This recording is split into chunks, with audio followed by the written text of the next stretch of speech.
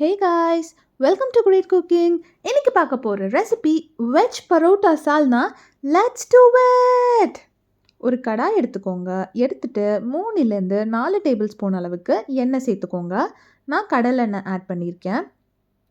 அதுக்கப்புறம் வாசனைக்கு ஒரு பட்டை, 2-3 கிராம்பு, ஒரு பே லீஃப், ஏலக்காய் 1, அப்புறம் ஸ்டார் அனீஸ் இதெல்லாம் சேர்த்துக்கோங்க. இது கூடவே நான் வந்துட்டு மீடியம் சைஸ் வெங்காயம், பெரிய வெங்காயம் 2 ஆட் பண்ணியிருக்கேன். அதையும் இதில் சேர்த்துக்கோங்க. வெங்காயத்தை வந்துட்டு பொன்னிறமாக வதக்கிக்கணும்.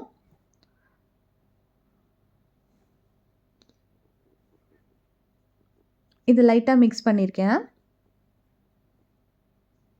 இப்போது இந்த வெங்காயத்து கூடவே நான் 2 பச்சை மிளகா அதை சேர்த்துருக்கேன். அதுக்கப்புறம் ஒரு கொத்து கருவேப்பிலை அதையும் நல்லா வாஷ் பண்ணி இதில் ஆட் பண்ணியிருக்கேன். இதை நல்லா பொன்னிறமாக நீங்கள் வதக்கி எடுத்துக்கோங்க. பொன்னிறமாக இது ஆனதுக்கப்புறமா நான் 2 ஸ்பூன் அளவுக்கு இஞ்சி பூண்டு பேஸ்ட்டை சேர்த்துருக்கேன்.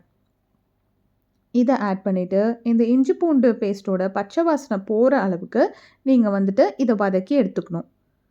அதுக்கப்புறமா 3 மீடியம் சைஸ் தக்காளி அதையும் ஆட் பண்ணிவிட்டு இந்த ரெசிபிக்கு தேவையான அளவுக்கு உப்பு அதையும் நான் சேர்த்துருக்கேன். ஒரு சின்ன சிட்டிகை அளவுக்கு மஞ்சள் தூள் அதையும் ஆட் பண்ணியிருக்கேன். அதுக்கப்புறம் இந்த ரெசிபிக்கு நம்ம ஒரு ஸ்பெஷல் பேஸ்ட் அரைக்க போகிறோம். அதுக்கு என்னென்ன தேவைன்னு பார்த்துக்கலாம்.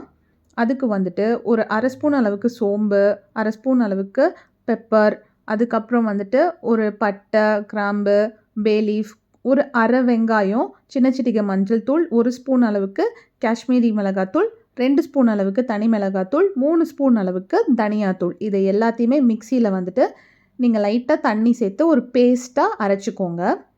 இந்த அரைச்ச பேஸ்ட்டை இந்த தக்காளி ஓரளவுக்கு வதங்கினதுக்கப்புறமா அதில் நீங்கள் ஆட் பண்ணிக்கோங்க. ஆட் பண்ணிட்டு இதை நல்லா கிண்டி விடுங்க ஒரு 2-3 நிமிஷம். இது ஒரு மாதிரி திக்காக ஆகும். இப்போ பாருங்கள், நல்லா திக்காக இருக்குது.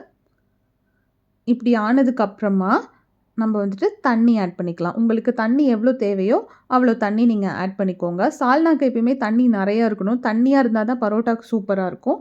நீங்கள் அந்த மாதிரி கொஞ்சம் நிறைய தண்ணியே ஆட் பண்ணிக்கோங்க.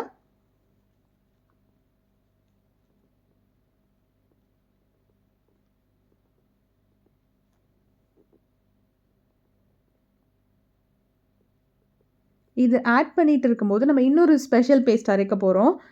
அதுக்கு என்னென்னா ஒரு அரை ஸ்பூன் சோம்பு, அரை ஸ்பூன் கசகசா, பொட்டுக்கடலை 2 ஸ்பூன், 5-6 பீஸ் தேங்காய், அப்புறம் ஒரு 10 கேஷ்யூ நட்ஸ். இது எல்லாத்தையுமே திருப்பியும் இதை லைட்டாக தண்ணி போட்டு ஃபைன் பேஸ்ட்டாக அரைச்சி சைடில் வச்சுக்கோங்க.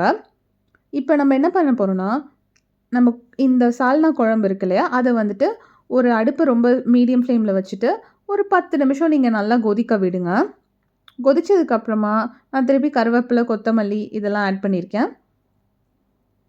புதினா வேணுனாலும் நீங்கள் ஆட் பண்ணிக்கலாம்.